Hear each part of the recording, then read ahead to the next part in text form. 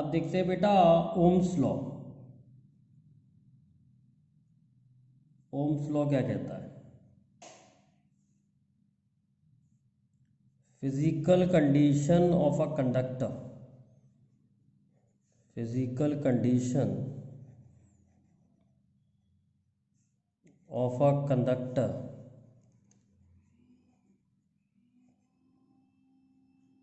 such as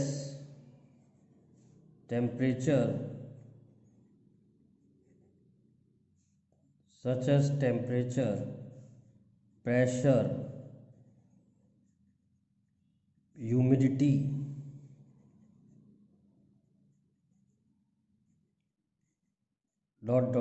remaining constant,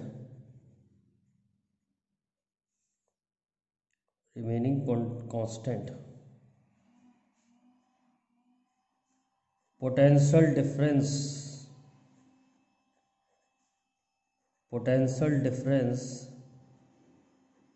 across the conductor,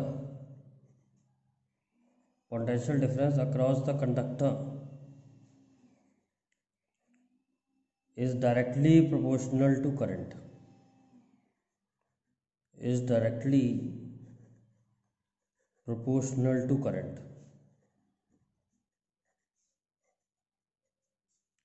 directly proportional to current. तो V जो होता है वो प्रोपोर्शनल टू I होता है। V पोटेंशियल डिफरेंस है अक्रॉस कंडक्टर, तो V is equal to I R. तो V अपॉन I एक कांस्टेंट होता है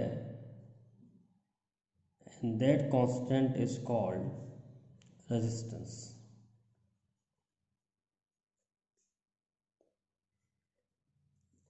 तो अगर हम V और I का ग्राफ बनाएंगे, क्योंकि V प्रोपोर्शनल टू I है तो स्ट्रेट लाइन आएगा जिसका slope tan theta V upon I को बताएगा, यानी रेजिस्टेंस को बताएगा।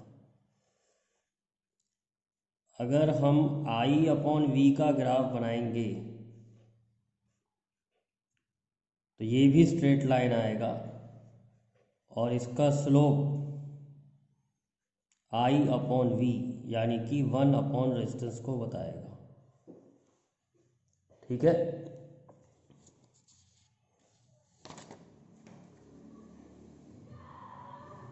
बेटा प्रूफ ऑफ ओम्स लॉ।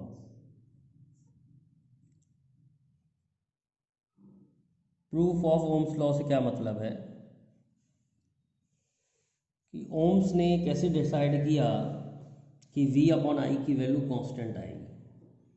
तो हम पहले ही करंट और ड्रिफ्ट वेलोसिटी में रिलेशन पढ़ चुके हैं, I is equal to N E A we d, जिसमें वी डी हमारा ड्रिफ्ट वेलोसिटी है, एन आपको याद होगा number of electron per unit volume, number of electron per unit volume, जो कि किस पे डिपेंड करता है? Number of electron per unit volume बेटा किस पे डिपेंड करता है? मटेरियल पे। ई है चार्ज ऑन इलेक्ट्रॉन, ई है चार्ज ऑन इलेक्ट्रॉन। ए जो है वो area of cross section,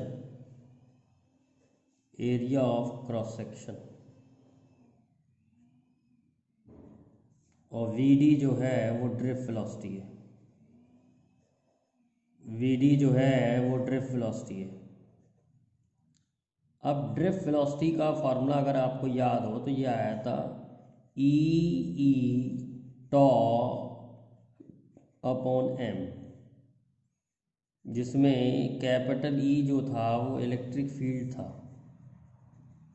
electric field, और टॉ जो था वो रिलैक्सेशन टाइम था।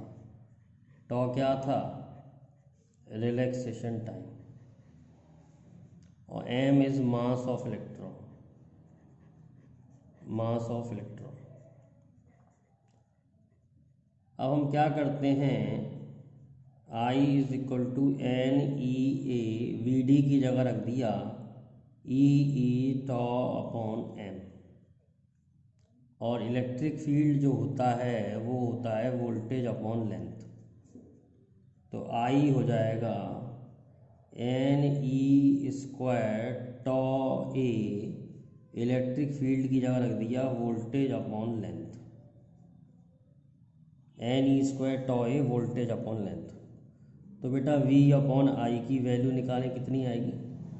तो वी इधर आई नीचे आ गया, तो ये आ जाएगा सॉल्व करके M L upon N E square tau A. अब बेटा एम कांस्टेंट है, मास ऑफ इलेक्ट्रॉन, एम है मास ऑफ इलेक्ट्रॉन कांस्टेंट है, लेंथ कांस्टेंट है, लेंथ कांस्टेंट है, एरिया कांस्टेंट है, ई कांस्टेंट है, और एक मटेरियल के लिए एन भी कांस्टेंट है। मटेरियल अगर नहीं बदलें तो एन भी कांस्टेंट है। अब बचा क्या? ए टॉ। तो टॉ जो होता है वो lambda upon v R M S होता है, और वी आर एम एस जो होता है proportional to root of temperature होता है। तो टॉ टी कांस्टेंट है, टेम्परेचर कांस्टेंट रखने के लिए कहा है उसने। तो टेम्परेचर कांस्टेंट है तो R M S velocity constant, R M S velocity constant तो टॉ कांस्टेंट। तो ये पूरा टर्म जो है ये कांस्टेंट आया, और इस कांस्टेंट को ही उसने क्या कहा? Resistance.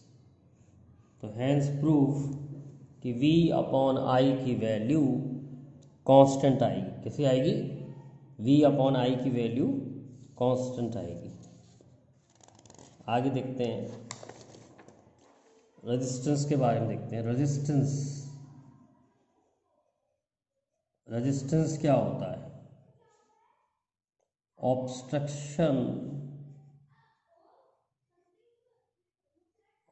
Obstruction offered to flow of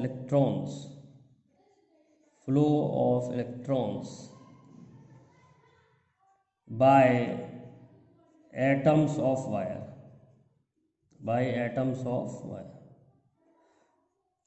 तो रेजिस्टेंस का फॉर्मूला हमने अभी देखा, M L upon N E square tau A. तो इतना हिस्सा अगर हम अलग कर लें तो ये एक अनदर कांस्टेंट है, इसे कहते हैं रो।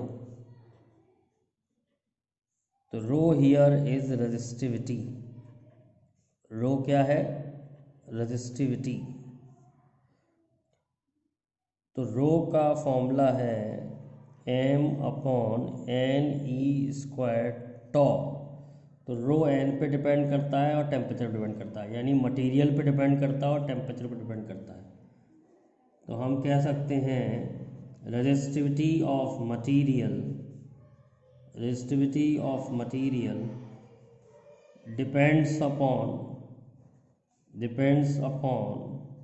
Material and temperature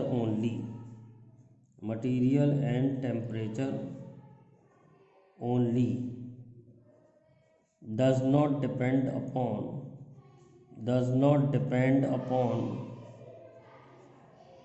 length and area पर डिपेंड नहीं करती है, केवल मटेरियल और टेम्परेचर पे डिपेंड करती है। अब देखते हैं बेटा कंडक्टेंस क्या होता है। कंडक्टेंस तो रेसिप्रोकल ऑफ रेजिस्टेंस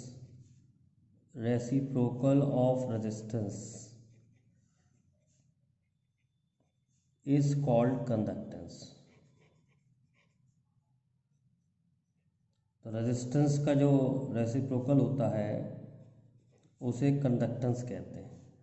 तो कंडक्टेंस हो गया 1/r। और क्योंकि रेजिस्टेंस की यूनिट ओम होती है तो इसकी यूनिट हो गई 1/ओम, which can also be written as ohm inverse जिसको मोह भी कहते हैं। ठीक है, समझ में आ गया। कंडक्टिविटी, कंडक्टिविटी सिग्मा से लिखी जाती है। तो reciprocal of resistivity, reciprocal of resistivity, reciprocal of resistivity is called conductivity. Resistivity का जो रेसिप्रोकल होता है उसे कंडक्टिविटी कहते हैं। तो कंडक्टिविटी जो होती है वो होती है 1/ρ। अब हमने पढ़ा था आर का फॉर्मूला है ρl/a, तो रो का फॉर्मूला आ गया RA/L। आर की यूनिट है ओम, एरिया की मीटर स्क्वायर, लेंथ की मीटर। तो रेजिस्टिविटी की यूनिट होती है ओम मीटर, ओम मीटर। तो कंडक्टिविटी की यूनिट होगी 1/ओम metre, which can ohm inverse metre inverse, which can also be written as mho metre inverse. तो ये कंडक्टिविटी की हमारी यूनिट हो गई।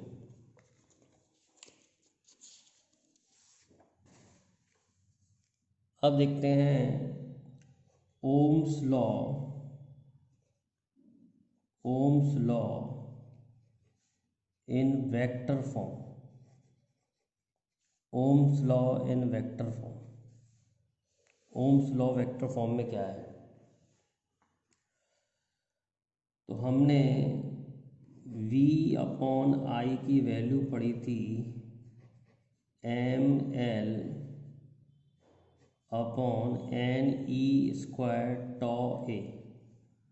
तो यहाँ से मैं I/A निकालूँ तो आएगा NE²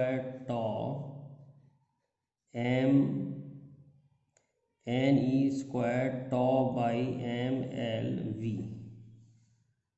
अब I/A को कहते हैं करंट डेंसिटी और NE²/m V/L और वोल्टेज अपॉन लेंथ होता है इलेक्ट्रिक फील्ड।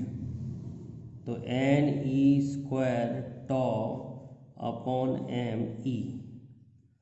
अब आपको याद हो इस रो को हमने लिखा था m/NE²। तो J can be written as 1/ρ। तो 1/ρ यानी कि कंडक्टिविटी, तो J = सिग्मा E। तो E इलेक्ट्रिक फील्ड वेक्टर है और करंट डेंसिटी वेक्टर है, तो J = सिग्मा E। तो J = sigma E is called vector form of Ohm's law. J = sigma E is called vector form of Ohm's law. इसको याद करने का तरीका भी है। अब I = V/R होता है, तो I की जगह I का इक्विवेलेंट वेक्टर में करंट डेंसिटी होता है, V का इक्विवेलेंट वेक्टर में इलेक्ट्रिक फील्ड होता है और रेजिस्टेंस के लिए रेजिस्टिविटी लिखेंगे और 1/ρ कंडक्टिविटी होता है, तो J = सिग्मा E। ऐसे भी याद कर सकते हैं आप शॉर्ट फॉर्म में। मतलब I का वेक्टर इक्विवेलेंट J, V का वेक्टर इक्विवेलेंट इलेक्ट्रिक फील्ड और रेजिस्टेंस का इक्विवेलेंट रेजिस्टिविटी, तो J = सिग्मा E। वैसे ये प्रूफ है इसका, J = सिग्मा E का। This is called vector form of Ohm's law.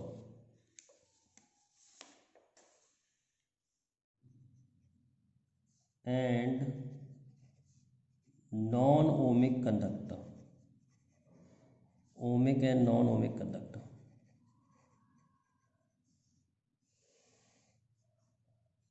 those conductor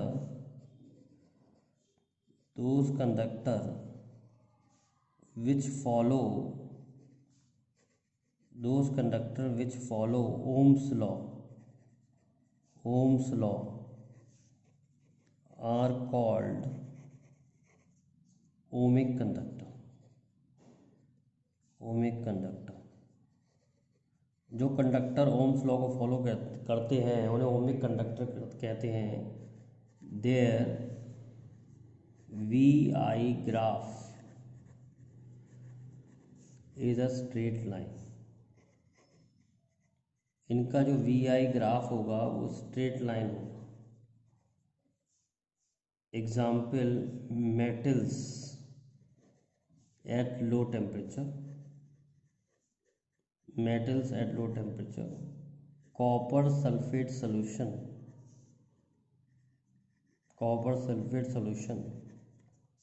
obeys Ohm's law. इनका ग्राफ जो आएगा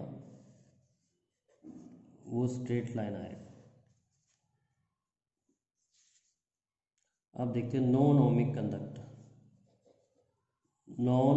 कंडक्टर. अच्छा, इनका ग्राफ स्ट्रेट लाइन आएगा और इनका रेजिस्टेंस जो होता है उसे स्टैटिक रेजिस्टेंस कहते हैं. इनका रेजिस्टेंस फिक्स होता है इसलिए स्टैटिक रेजिस्टेंस कहते हैं इस टाइप के कंडक्टर का. नॉन ओमिक कंडक्टर क्या होता है? Non ohmic conductor those conductor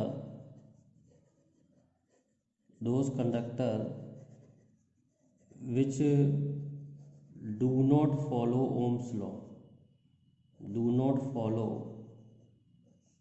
Ohm's law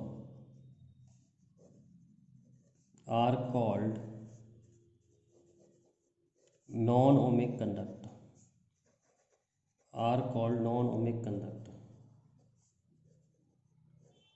Their VI graph is not a straight line.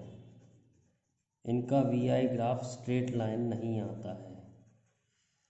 Their VI graph is not a straight line.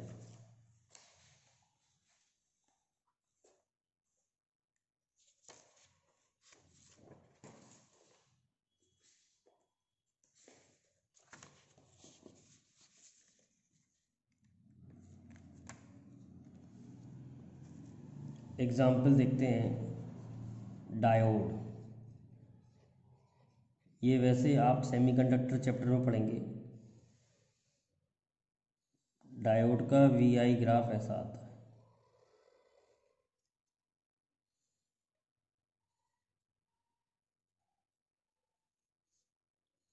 ऊपर ये वाला करंट जो होता है इसको फॉरवर्ड करंट कहते हैं. ये सब सेमीकंडक्टर में पता लगेगा. और इसको रिवर्स करंट कहते हैं.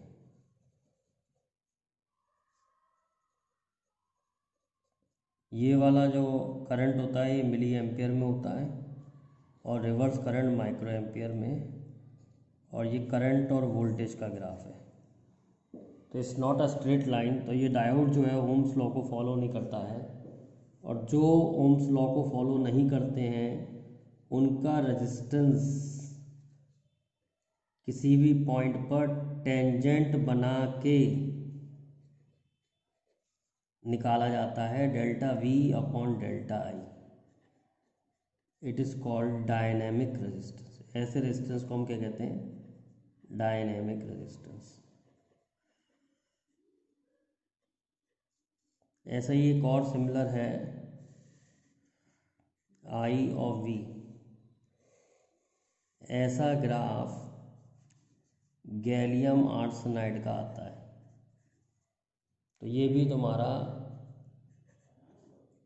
भी तुम्हारा नॉन ओमिक कंडक्टर है. एक क्वेश्चन पूछ रहा हूँ, कैन रेजिस्टेंस बी नेगेटिव? तो मैक्सिमम बच्चे कहेंगे कैन नॉट. बट इसका आंसर है yes. Resistance can be negative.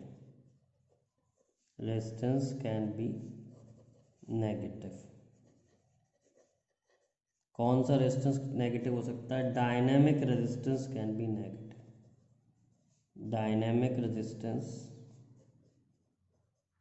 Can be negative.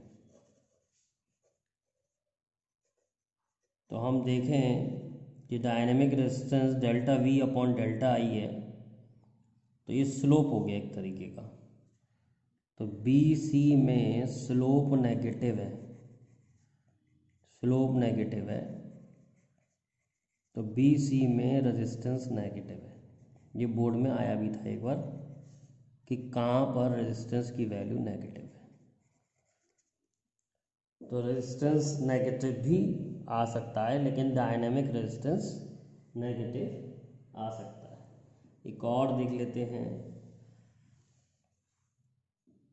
आई और वी का ग्राफ टॉर्च बल्ब का ऐसा आता है। तो जिनके ग्राफ स्ट्रेट लाइन नहीं आते हैं उनको हम नॉन ओमिक कैटेगरी में रखते हैं, और जो ओम्स लॉ को फॉलो करते हैं उनको हम ओमिक कैटेगरी में रखते हैं।